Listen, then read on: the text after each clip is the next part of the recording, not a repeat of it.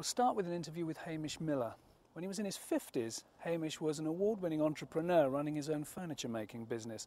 But his life changed abruptly when he was taken into hospital for emergency surgery. The first thing I was aware of later on was looking up and seeing the surgeon and hearing him say, "Pity you were too late, chaps." And he took off his mask and went off. And I was a bit concerned because I had all my faculties were still there. And then I became aware that I wasn't looking at the surgeon from the operating table, but I was way above looking down, and he was chatting and they were closing the place up and putting lights out and all that sort of thing. And I had this incredible experience of moving up into a misty sort of area and then becoming aware that I was in a tunnel. And it was totally peaceful. It was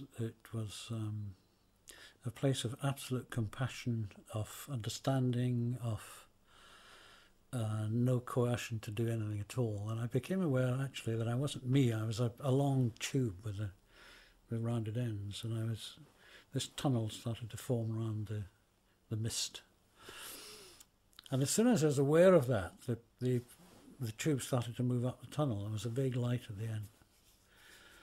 And it came to rest just at the end of the tunnel. And I got out. I was no longer the tube. I was a sort of virtual baby in nappies, if you like. A symbol of total innocence, but completely without fear, and very curious about the light. And then this experience starts getting trite because I didn't really have the language to describe it. But I got out and I went into this area of lighter area, which was sort of floored like alabaster marble and vague colours and movements and there were beings, not that I could see, but that I was aware of. And they were completely compassionate, loving, incredibly caring beings. And they said, this is the entrance to, and the wording is difficult here, the entrance to our level of life, if you like. These are our concepts, and these are some of our concepts. And if you feel that you if you can contribute to them, or even if you can understand them, you're welcome to come in. But they actually gave me all the experiences of all my lifetimes to make the decision whether to come in. And I looked at these concepts, and frankly, I didn't understand them. I thought, I just don't know enough. And I said to these, not said, but communicated to these amazing beings, I think I ought to go back. And then I was aware for the first time of the huge humour that's in the universe, and there was a sort of chuckle of appreciation. And the voices in unison said, "We think you should."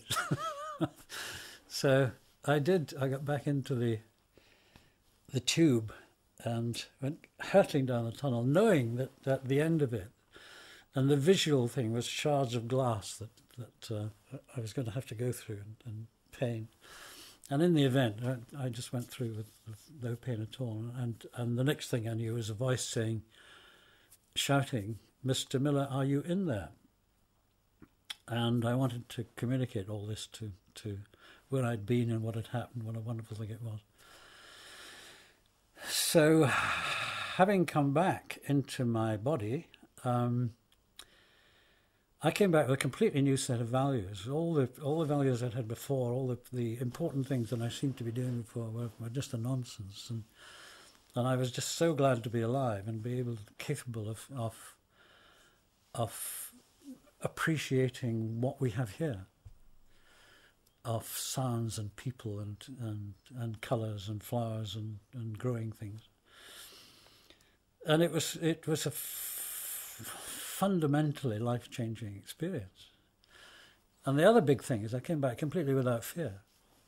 of anything, because once you're not afraid of death, there's not much point in being afraid of anything else. And I decided that what I was doing was not very satisfying, so I came down to Cornwall and I went down here because I knew there was something down. I'd been pulled down here for years. Very shortly after I moved down here, there's a clairvoyant walked around the corner. I didn't know who he was. And he stopped and he looked at me and he said, "Are you involved in healing?" And I said, "No, I didn't know what healing was." And he said, "Well, you should be." And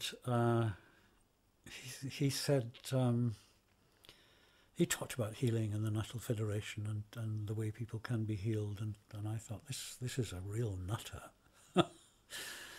And he said, "Well, come up the hill, walk up the hill." And we walked up to the top of Tren Crom Hill. And he said, "You ought to be involved in healing people, but he said, you have to be involved with healing the earth." And I backed off a bit, and I thought, well, who is this guy, and what is this about? And he said, the earth energy centre of this hill is here, and that's why you've been drawn to the hill.